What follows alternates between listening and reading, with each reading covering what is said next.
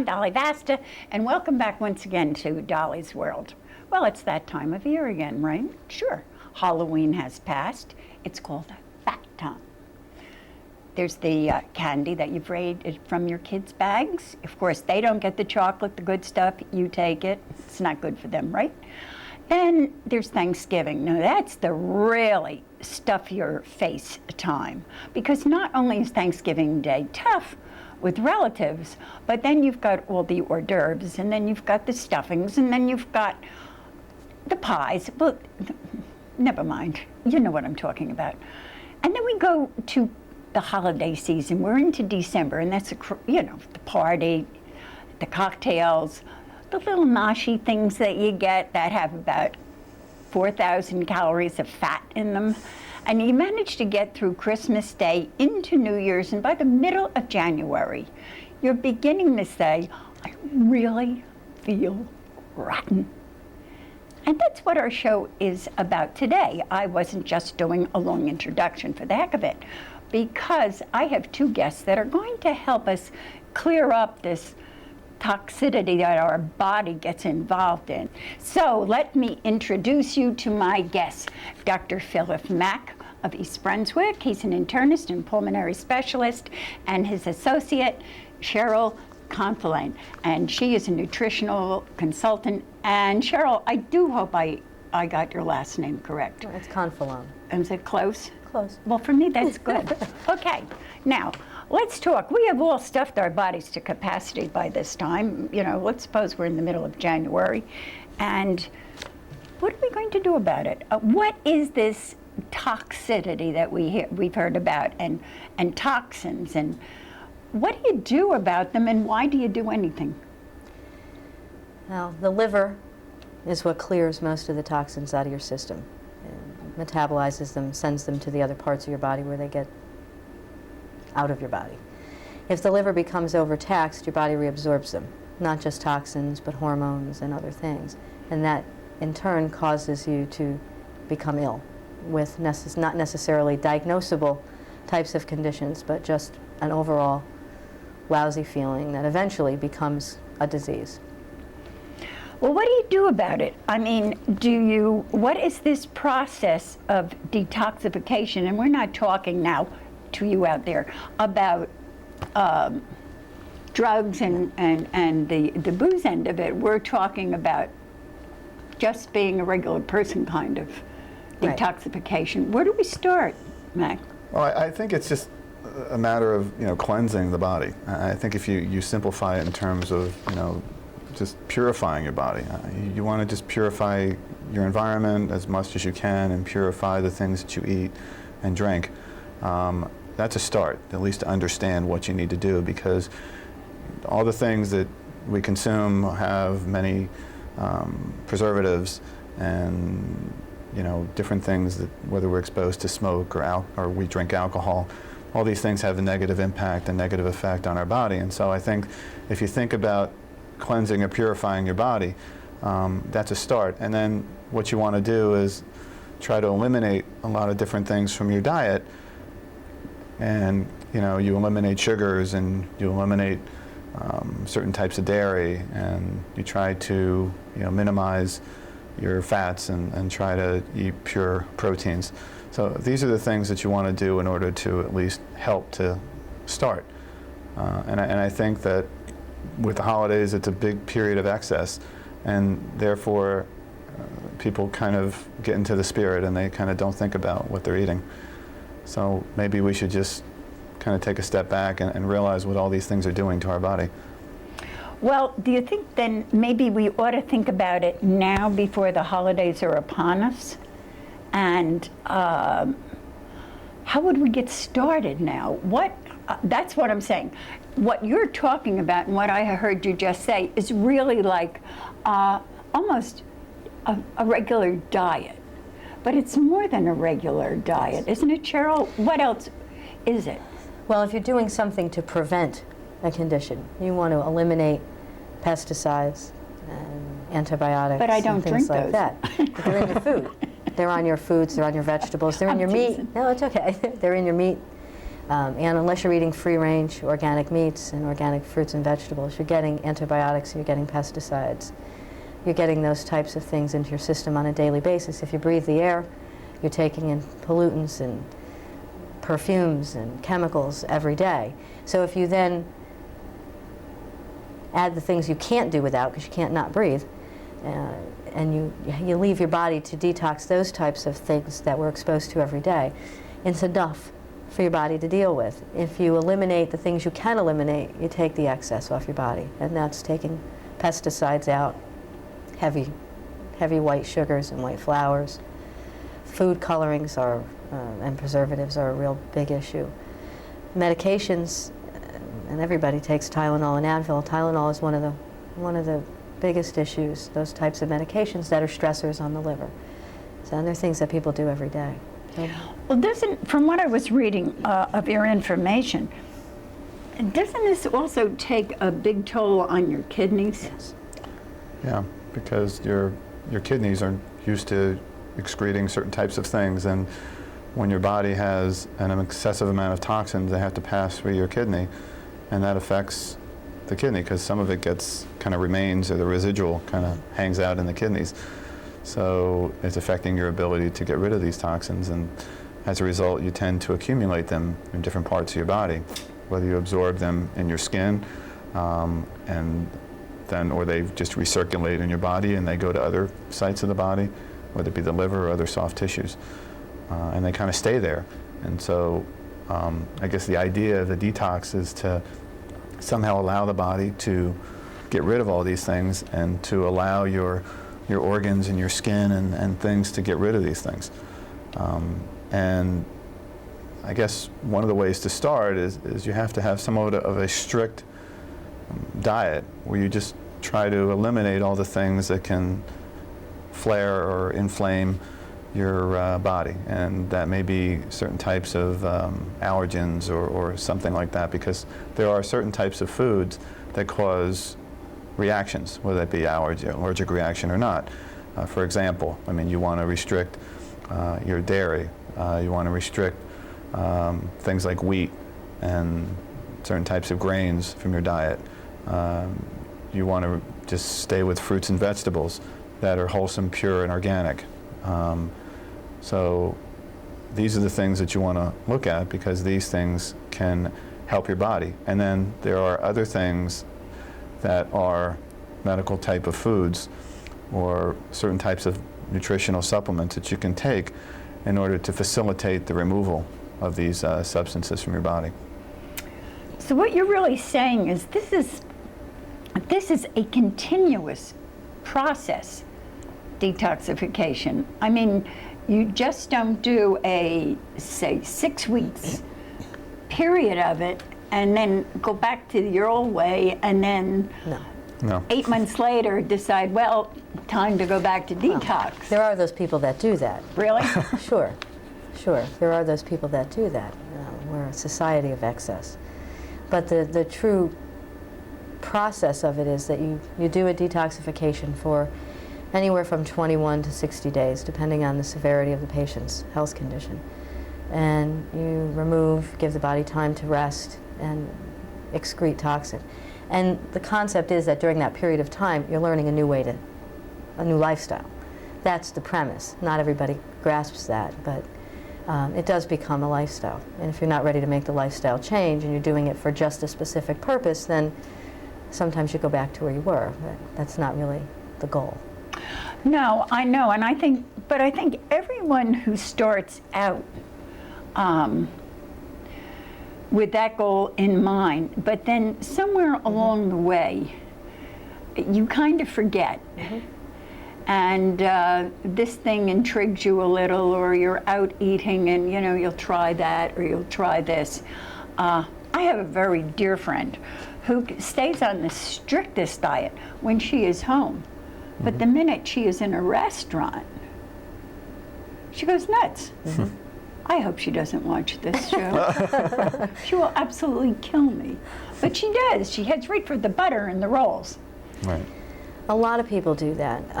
I treat a lot of children as well, and one of the things that I tell parents is that if you If you do the best you can 75% of the time, and you can't control the other 25%, then you kind of cut your losses. When you're an adult, hopefully you have a little bit more self-control and you have a little bit more control over yourself, and you're going to do the best you can 95% of the time, and the 5% of the time after you mess up, you're going to drink a lot of water, make sure you have some good healthy transit, and you just grin and bear it and go on and say oops and just do better tomorrow. And that's kind of what I tell people. You can't be obsessive. Anything in obsession is not good. Right. But lately, every time you turn on the television, there is a new no-no, or what I call a new yes-yes.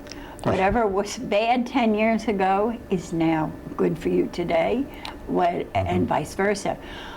So, all right, take the subject of wine. You're smiling. Should you have a glass of wine? Depends on your condition. I have some patients that wine is a definite problem for them. The sulfites in it, the fungus-producing substances in the wine, the fermenting process causes them severe issues. Otherwise, anything in moderation is probably safe, but anything in excess, good or bad, like I said. But some people just can't do wine. What about the vitamins? Now, also in the research I had done, you have a whole slew of vitamins. Let's talk about those. I know I take enough to sink a ship every day, because with the water you have to take with them. Right. But what are the best vitamins for you, or is that too an individualistic thing that everyone needs? A generalized vitamins, but then there are specific ones for each person. Right. Well, let me start, because I'm sure you have your own things about that. But I just wanted to start and just say that I think you have to individualize. I think it's important now that we understand that people do need to supplement, just because of the way that the foods are processed, that all the vitamins and things are leached out of the foods that we do eat, so you really can't get all the nutrition that you need from your diet. So you do need to supplement. It's important to be on a basic regimen, but I think that depending on the person's condition, they need to be individualized. And that's where Cheryl certainly does her thing. But I think that certainly you need good quality vitamins, ones that are bioavailable and absorbed. And if you want to take a good quality vitamin, you obviously need to go to some place that you can trust the ingredients. So I think that that's important as well.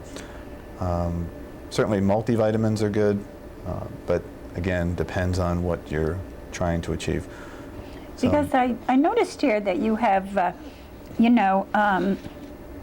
different ones listed for your liver and your kidneys, so on and so forth. And one of the lead-off vitamins is vitamin A. I always thought or had heard that vitamin A, which is retinol, isn't it? I mean, I know I use it on the face, but how bad is it to actually take, or is that has to be modified greatly? you want to answer that one? Just jump right in, guys. Well, you really have to, there are different forms of A, and we try to make sure that we give people an array of them. The fear factor with vitamin A is that it doesn't get, if you take too much, you don't get rid of it, and there can be issues. But as usual with any vitamin supplement, the RDAs are usually much lower than the real actual point where there's a problem. But vitamin A is extremely important for people who have issues with immune system, and most people who are toxic, their immune systems are suppressed, which is usually how they end up seeking care. They've developed conditions. Such as what? Fibromyalgia, food sensitivities, severe irritable bowel syndrome, joint pain, muscle ache, skin rashes, a whole host of female conditions that develop. It's recurrent infections. Sure, recurrent.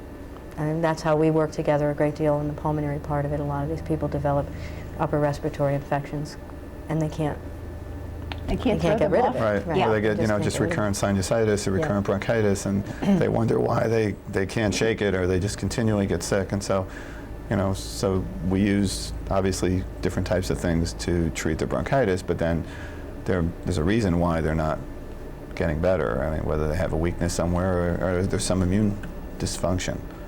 And so that's because, like you said before, when you try to put all of this together, there's a certain amount, it seems to me, that you can do, but your environment is pretty much where you're living at the moment, and unless everyone heads for the mountains up in Vermont where the air is clear. right. And even then, there's a nuclear station up there, so who knows. You don't have a great deal of choice. I suppose you could check your dust filters and things like this in your house. There are specific things that you can do on a daily basis. Well, name them. Well, I don't mean checking your vents. I'm trying to get information. Eliminating toxins where you can. Watching the foods that you eat. Exposing yourself as minimally as you can to things. What I try to do in my practice is I try to take the person's profession and their lifestyle and work around it, because you can't tell somebody to quit their job. It's just not feasible for most people. And so you have to take what it is that they do in their life and give them the support nutritionally and supplementation-wise, homeopathically, whatever is required to support their lifestyle. I mean, if they work around chemicals every day, then you need to give them something that's going to support their bodies to be able to clear that in supporting the liver and supporting the organs so that their body can function as optimally as it can, so that they don't get the same residual effect that they would if they didn't do that. And that's, you can't tell somebody to change their whole life. We try, but not everything. Yeah, yes. Well, you know that old saying, physician heal thyself. Right. I think you should also make mention of the fact that, there are certain buildings that people work in, where if they're doing construction, that can really, throw out a lot of different toxins into the environment. Can uncover mold and that have been lying dormant for a long period of time.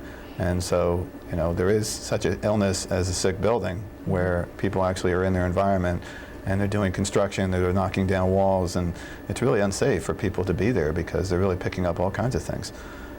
So sometimes you have to take somebody out of the environment that they're in and put them somewhere else until the environment is cured, or more purified. I mean, sometimes air purifiers can be beneficial in removing some of the things in the air. But it's really amazing, all the stuff that kind of gets floating around in the air, how much that can really affect you and really make you pretty sick. The problem is that it doesn't affect everybody the same. Right. So that's why they say it's all in your head, because the woman sitting next to you isn't sick. And Right. So they tend to kind of suppress the fact that it could have any real, that there's really no relationship to what you're living in and what you're being exposed to. And the reason it affects some not the same way as it does others, is because of your body's functionality. And that's the difference. What you're exposed to for the first 20 or 30 or 40 years of your life can affect how your body responds when you're 50 or 60 or 70, as opposed to somebody else.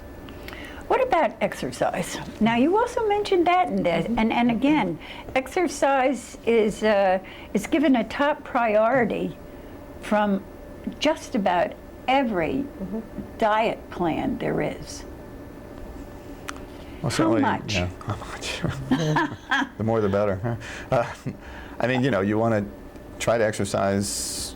Well, it's just such an important thing. You should do it every day. I mean, if you can. Although I know a lot of people don't, because they just don't get it into their day. But it's really important to do something every day, or at least, whether it be walking or running up and down steps or something, so that your body is just not dormant, and it's. And that really is how the body works maximally if you're doing some form of activity. If obviously every day is probably not a feasible thing, anywhere between 3 to 5 days a week is certainly good. Anywhere between 30 to 60 minutes. Now, unfortunately, because if you do exercise vigorously, your body does produce different types of substances that can be toxic to the body, and so you need to take different types of supplements, vitamin C and E, and these what we call these free radical scavengers. I mean, which, in layman's terms, there are substances that are produced when we exercise, And I guess there are certain things that we need to do in order to get rid of these excessive reactions that we're triggering in our body. So obviously you want to exercise as much as you can, but then you have to take certain precautions in order to get rid of these substances that your body produces in an effective manner. But I think it's important that everybody exercise as much as they can, you know, anywhere between 30 to 60 minutes a day, in some form or another, whether it be walking or something. I think exercise, to me, after all these years, has to become a discipline. Right. And if you let one day slip up on the discipline, the following day it's a little easier to let up on it. Or else you go, and I'm sure you have seen it, you go the other way. And how many women have you seen who go the other way, who become obsessive about exercising? So that is almost their whole life. Yes. That the rest of their life is crammed in around their exercise time. Anything in excess. Doesn't matter what it is, good or bad. Anything in excess can become a problem if it becomes an obsession. And that's a whole nother health issue. It creates a whole nother health set of problems. Well, that's true. Well, anything obsessive is not too swift, I gather. So, getting back to the original question, should we begin this before the holidays come up, or else say, hey, go to it for the holiday, and start fresh and really think about this in January? Well, I have a lot of patients who will call, we'll be treating them, and they've got vacation coming or holiday coming, and they'll say, I'm not going to start this until after the holiday. And I guess it's a matter of what you know you're going to be able to do. You don't set yourself up to fail. It's not beneficial for you to set yourself up to fail. So if you know that you do a certain amount of things in your life in that period of time that you're not going to be able to avoid, then you do the best you can to cushion it and go from there. But it's always better to start and give your body a good base to start with if you're going to beat it up. If you're going to do something that you really shouldn't do, then you want to make sure that you're doing it to a body that can handle it as opposed to one that's already depleted. Right, but you know what you're not quite taking into account is your emotional stability at the time. Now, it's fine when everything's riding along really good. Right. And then all of a sudden, you're hitting the head with something. Within a family, with yourself, a friend, whatever, that you're dealing with. Now, whatever you are eating or exercising then, It kind of goes out the window. that kind of goes out the window. It's true. It can. That's one of the differences between holistic healthcare and allopathic healthcare, is that one of the things that we do holistically is we take into account the person's lifestyle and what's going on around them. It's not the norm, although Dr. Mack does it, it's not the norm for your doctor to necessarily ask you what your marriage is like or what your job is like and what your boss does to you and, you know, what your relationships are. And that in holistic healthcare becomes a very important integral part of the patient's care. We need to know that type of thing because it truly affects how the patient responds. So that's something that we deal with. And most patients, if they're in that kind of situation where something comes up that's traumatic in their family or in their lifestyle or in their lifetime, they'll call. And we try to give them whatever support we can to get over and get past something so that it doesn't affect them any more so than it has to from a physical perspective. But yeah, it does definitely have an impact. And stress? Stress. Oh, stress All right. is big. Yeah. For stress, because we only have 3 minutes. I got the signal over there. We only have 3 minutes, and I have about 45 minutes, if not 2 hours worth of questions. But in the case of stress, everyone's under stress. Yes. It's just a whole, and in this area of the country, It's worse. Right. that's how we live from the time we get up in the morning. Oh, it's horrible. Everything should have been done yesterday if you're working for someone. So you're constantly playing catch up. Right. What would you say is the most important thing to start under stress? If a person's under stress, lots of water. Yeah. A lot of water. You know, Water. it's funny, but I was Lots going of to say water. that, yeah. Lots of water and supplementation. Stress decreases your body's vitamins and mineral content. and increases the products that tend to break down different types of things in your system. So vitamins and lots of water. And yoga. Yeah. And some yoga? sort of meditation. Meditation. Well, Meditation. see, I sit by my fish pond in That's the morning. it, right? Yeah. I just That's stare at perfect. the fish. The And that could be fountain. very soothing and very refreshing. You know, just something to kind of renew your- they come up and they go like this to me, and I do that to them, and I go back in the house, and we're fine for the morning. What would you like to advise people in the last remaining, say, minute that we've got of the show in taking control of their lives? What would be a fast piece of advice you would give them? Besides, tough don't question. start anything unless you see your doctor first. Right. Well, That is the biggie. That's a No, biggie. that's a biggie. Whatever doctor you may have, see them first. that's really important. But I think that, you know, just to realize what you're eating, I think you need to really think about what you're eating. To look at labels. You know, drink lots of fluids. Try to be as active as possible. Try to at least, you know, think about what you're doing. It's hard because we don't really often think about what we're doing. We just do it. And I think that any advice to anybody would just be, you know, before you do put something in your mouth, just realize what you're eating. Mm-hmm. And, you know, you may not care what you're eating, but at least understand where it's coming from, and that may help you at least to give a clear understanding of what you're doing. And if you know maybe what it's going to be doing to your body, then maybe you'll think twice before eating that. Well, guys, our time has just about run out. I can't believe it. I thought we just started. But I thank you, Cheryl, Mac. I know how busy you are. And, you know, it's been great having you. And this whole business with a woman, we'll have to get together again on that on that one. And to all of you out there, I hope you enjoyed the program as much as I have sitting here. It's been fun. If you don't feel well, see your doctor. Think about this. Good times could be ahead for you. I'll see you all next month. We have a great show. In the meantime, take care.